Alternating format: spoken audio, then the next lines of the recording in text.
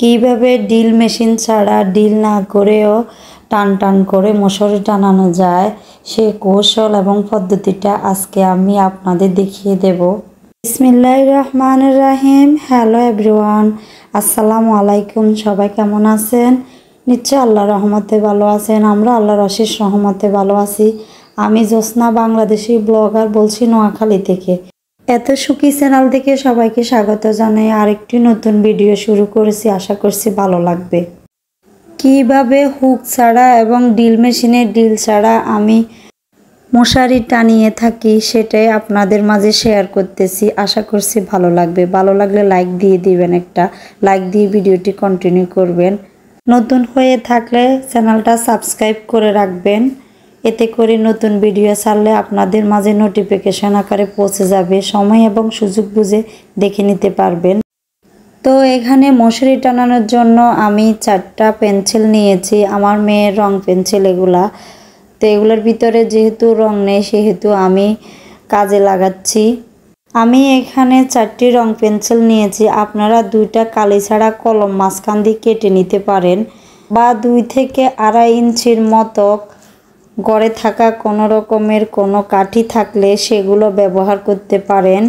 একদম সহজ পদ্ধতিতে আপনাদের বুঝিয়ে দিচ্ছি। গড়ে থাকা কোনো রকম শক্ত দড়ি থাকলে বা রশি থাকলে বা সুতা থাকলে বা এরকম কাপড়ের টুকরা চিকন করে কেটে তারপরে পেঁচিয়ে পেঁচিয়ে শক্ত করে মাছ বরাবর বেঁধে নেবেন। এক এক করে 4টার ভিতরে এভাবে শক্ত করে বেঁধে নেবেন। একটা হাতুড়ির সাহায্যে আমি 4টা স্টিলের প্যারাক 4 কোণাতে গেঁথে নিয়েছি।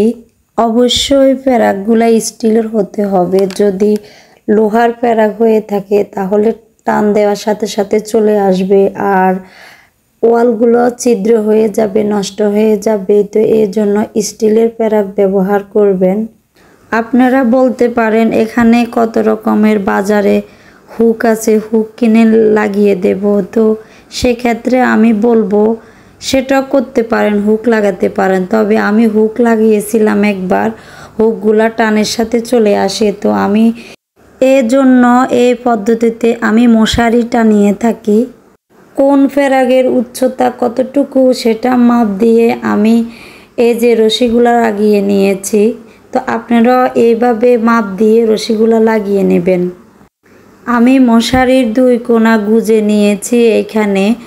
তো গুজে নিয়ে এই যে দেখেন 2 মাথা ধরে রেখেছি। এই 2 মাথা এক এক করে আমি 2 মাথার ভিতরে লাল একটা ফিতা দিয়ে বেঁধে নেব, মানে 2টা চিহ্ন দিয়ে দেব। তো আপনারা দেখতে থাকুন। আমরা সবাই তো সবসময় সকালবেলা হলে মশারি খুলে থাকি এবং সন্ধ্যাবেলা আবার টানিয়ে থাকি। তো টানানোর সময় দেখবেন বিভ্রান্তে পড়ে যায়। আমি টানালো বিভ্রান্তে পড়ে যায়, আমার মেয়েরা টানালো বিভ্রান্ত হয়ে যায় যে কোন কোনা কোন ছেড়ে লাগাবো। আমার কাছে একদম হজবরল লাগে কিভাবে টানাবো। তো এইরকম যদি চিহ্ন দিয়ে দেন তাহলে একদম সহজে বুঝতে পারবেন কোন কোনা কোথায় থাকবে, কোন জায়গায় টানাতে হবে। তো আমি যে 2 কোনা এখন লাল ফিতা দিয়ে বেঁধে নিয়েছি, ওই 2 কোনা আমি মাথার পাশে দিয়ে দিব, মানে ঘাড়ের কান্ডিসের উপরের সাইড 2 সাইডে আটকিয়ে নেব। তো সহজে বুঝতে পারবো আর 2 কোনা কোন সাইডে যাবে, কোন সাইডে লাগাতে হবে। ভিডিওটি দেখতে দেখতে যদি কোনো অংশে এতটুকু ভালো লেগে থাকে তাহলে ওই ভালো লাগা থেকে একটি লাইক দিয়ে দিবেন, আর নতুন হয়ে থাকলে চ্যানেলটি সাবস্ক্রাইব করে রাখবেন।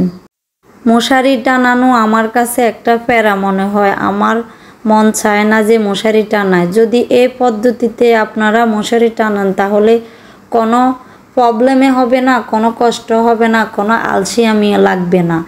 আপনি এবং আপনার ছেলে মেয়ে, না হয় ভাইয়া বলতেছি আপনার হাজবেন্ড, যে কেউ এই পদ্ধতি যদি ব্যবহার করেন সহজভাবে লাগিয়ে নেবেন, একদম আনন্দ সহিত, কোনো ঝামেলাই হবে না। তো দেখেন আমি এই যে রশিটা যেটা আমি পেন্সিলে বেঁধে নিয়েছি সেটা এখন আমি এই যে প্যারাগের মধ্যে পেঁচিয়ে পেঁচিয়ে শক্ত করে বেঁধে নিয়ে ওই যে বাড়তি অংশটুকু কেটে ফেলে দিয়েছি।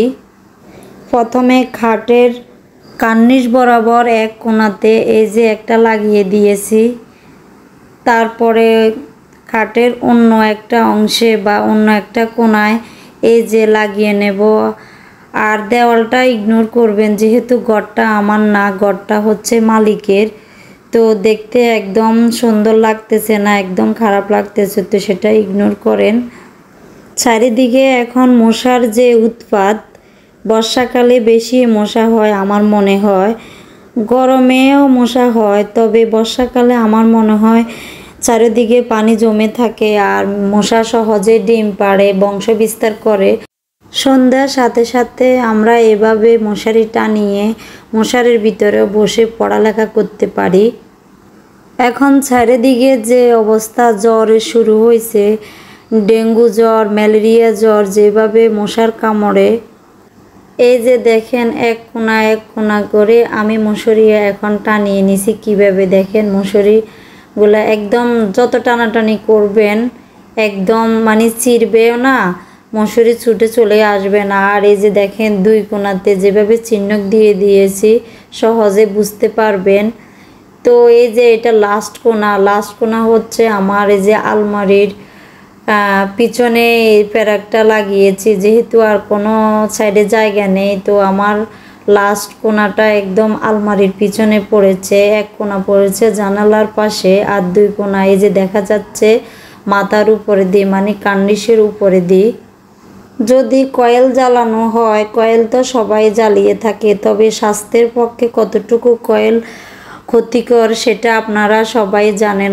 আমার মতে কয়েল না জ্বালানোটাই উচিত। এভাবে টান করে যদি মশারি টানানো হয় সহজে ফ্যানের বাতাস প্রবেশ করতে পারবে, আর সেই সাথে আরামে ঘুমও আসবে, দেখতেও ভালো লাগবে। মশারির উচ্চতা কতটুকু আছে সেই আন্দাজে মশারি টানাবেন। নিচের অংশতে ঝুল রাখবেন, আমিও ঝুল রেখেছি। দেখেন আমি সাইডে তোষকের নিচে গুজে দিয়েছি, একদম টান করে গুজে দিয়েছি। দেখতে আমার কাছে অনেক ভালো লাগছে, মনে হচ্ছে একদম শান্তিতে একটা ঘুম দিই। আর প্রতিদিনে এভাবে টানিয়ে থাকি, আজকে তো আপনাদের দেখাচ্ছি। নিচে গুজার জন্য যথেষ্ট পরিমাণে মশারি ঝুল রাখবেন, দেখতেও সুন্দর লাগবে, একদম শুতেও আরাম লাগবে। তো আমার টান করে মশারি টানানোর আইডিয়াটা বা পদ্ধতিটা অথবা কৌশলটা আপনাদের কাছে কেমন লেগেছে?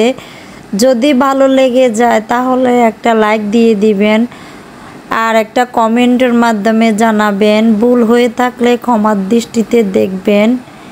সবাই ভালো থাকবেন। আল্লাহ হাফেজ।